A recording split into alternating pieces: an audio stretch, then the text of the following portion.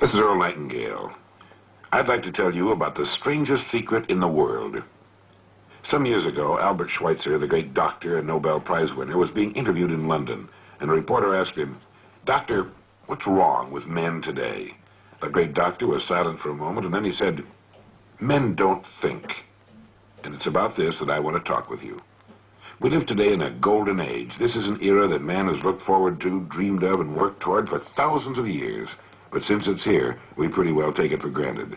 Ours is a land of abundant opportunity for everyone. But you know what happens? Let's take 100 men who all start even at the age of 25. If you asked any one of them if he wanted to be a success, he'd tell you that he did. And you'd notice that he was eager toward life. There was a certain sparkle to his eye, an erectness to his carriage, and life seemed like a pretty interesting adventure to him. But by the time these 100 men reach the age of 65, only 5 will have made the grade. Only 5 are successful. When we say only 5% achieve success, we have to define success, and here's the definition. Success is the progressive realization of a worthy ideal. If a man is working toward a predetermined goal and knows where he's going, that man is a success. If he's not doing that, he's a failure. Success is the progressive realization of a worthy ideal. Rollo May, the distinguished psychiatrist, wrote a wonderful book called Man's Search for Himself. And in this book he says, the opposite of courage in our society is not cowardice, it's conformity. A survey was made one time that covered a lot of men, working men, and these men were asked, "Why do you work? Why do you get up in the morning?" 19 out of 20 had no idea. They simply said, everyone goes to work in the morning, and that's the reason they do it, because everyone else is doing it. And there you have the trouble today. It's conformity. People acting like everyone else without knowing why, without knowing where they're going. Now, we learn to read by the time we're 7. We learn to make a living by the time we're 25. Usually, by that time, we're not only earning a living, we're supporting a family. And yet, by the time they're 65, the great majority hasn't learned how to become financially independent in the richest land that has ever been known. Why? They conform. They're acting like the wrong percentage group, the 95% who don't succeed. Why do these people conform? Well, let's get back to our definition of success. Who succeeds? The only man who succeeds is the man who is progressively realizing a worthy ideal. He's the man who says, I'm going to become this, and then begins to work toward that goal. He succeeds because he knows where he's going. Think of a ship leaving a harbor, and think of it with a complete voyage all mapped out and planned. The captain and crew know exactly where the ship is going and how long it will take. It has a definite goal, and it will reach that goal. Now let's take another ship, just like the first, only let's not put a crew on it, or a captain at the helm. Let's give it no aiming point, no goal, no destination. We just start the engines and let it go. I think you'll agree with me that if it gets out of the harbor at all, it will wind up on some deserted beach, a derelict. It can't go anyplace because it has no destination and no guidance. And it's the same with a human being. I'll tell you who the successful people are. A success is the school teacher who's teaching school because that's what he or she wanted to do. The success is the woman who's a wife and mother because she wanted to become a wife and mother and is doing a great job of it. The success is the man who runs the corner gas station because that's what he wants to do. The success is the successful salesman who wants to become a top-notch salesman and grow and build with his organization. A success is anyone who is doing deliberately a predetermined job because that's what he decided to do deliberately. But only 1 out of 20 does that. That's why today there really isn't any competition unless we make it for ourselves. Instead of competing, all we have to do is create. For 20 years, I looked for the key which would determine what would happen to a human being. Was there a key, I wanted to know, which would make the future a promise that we could foretell to a large extent? Was there a key that could guarantee a person's becoming successful if he only knew about it and knew how to use it? Well, there is such a key, and I've found it. Here's the key to success and the key to failure. We become what we think about. Now let me say that again. We become what we think about. Throughout all history, the great wise men and teachers, philosophers and prophets have disagreed with one another on many different things. It's only on this one point that they're in complete and unanimous agreement. Buddha said, all we are is what we've thought about. Marcus Aurelius said, a man's life is what his thoughts make of it. Disraeli said, everything comes if a man will only wait.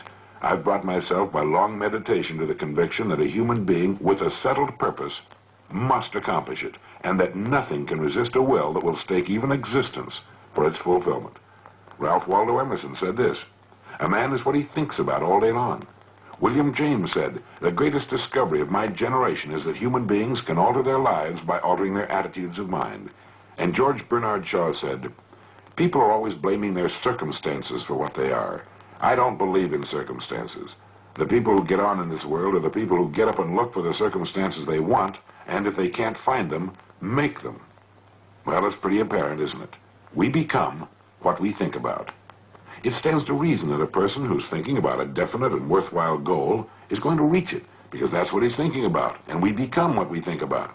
Conversely, the man who has no goal, who doesn't know where he's going, and whose thoughts must therefore be thoughts of confusion and anxiety and fear and worry, becomes what he thinks about.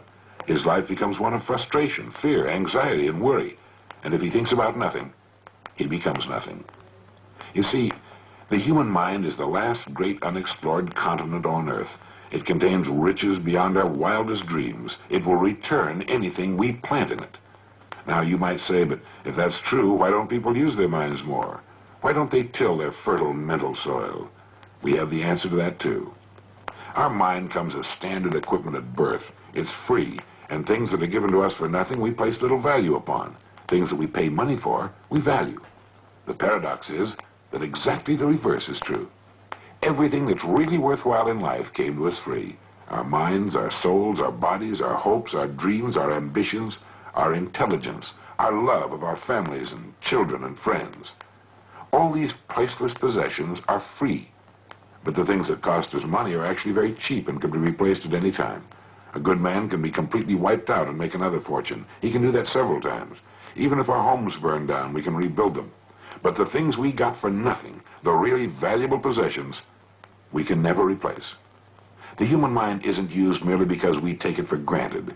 It can do any kind of a job we assign to it, but generally speaking, we use it for little jobs instead of big, important ones. Universities tell us that most of us are operating on about 10% of our abilities. Decide now, what is it you want? Plant your goal in your mind. Give yourself direction and a destination. It's the most important decision you'll ever make in your life. You see, the very law that gives us success is a two-edged sword. We must control our thinking. The same rule that can lead a man to a life of success, wealth, happiness, and all the things he's dreamed of for himself and his family, that very same law can lead him into the gutter. It's all in how he uses it, for good or bad. This is the strangest secret in the world. Remember these words from the Sermon on the Mount, and remember them well. Keep them constantly before you. Ask, and it shall be given you. Seek, and ye shall find. Knock, and it shall be opened unto you. For every one that asketh receiveth, and he that seeketh findeth, and to him that knocketh it shall be opened. It's as marvelous and as simple as that. In fact, it's so simple that in our seemingly complicated world, it's difficult for an adult to understand that all he needs is a purpose and faith. Above all, don't worry. Worry brings fear, and fear is crippling. The only thing that can cause you to worry is trying to do it all yourself. Know that all you have to do is hold your goal before you. Everything else will take care of itself. Remember also to keep calm and cheerful. Don't let petty things annoy you and get you off course. Prosperity is founded upon a law of mutual exchange.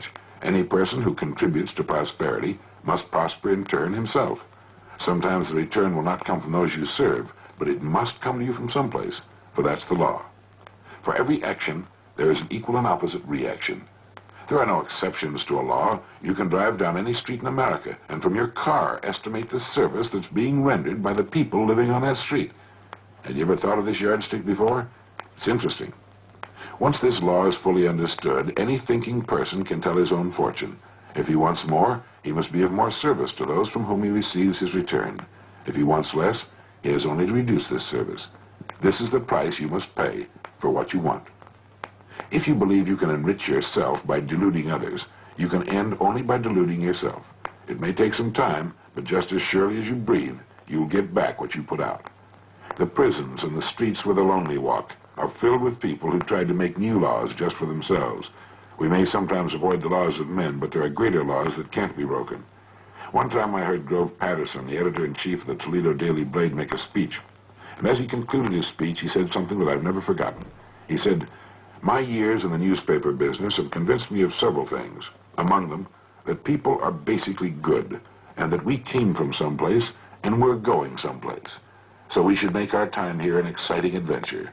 The architect of the universe didn't build a stairway leading nowhere." And the greatest teacher of all, the carpenter from the plains of Galilee, gave us the secret time and time again. As ye believe, so shall it be done unto you.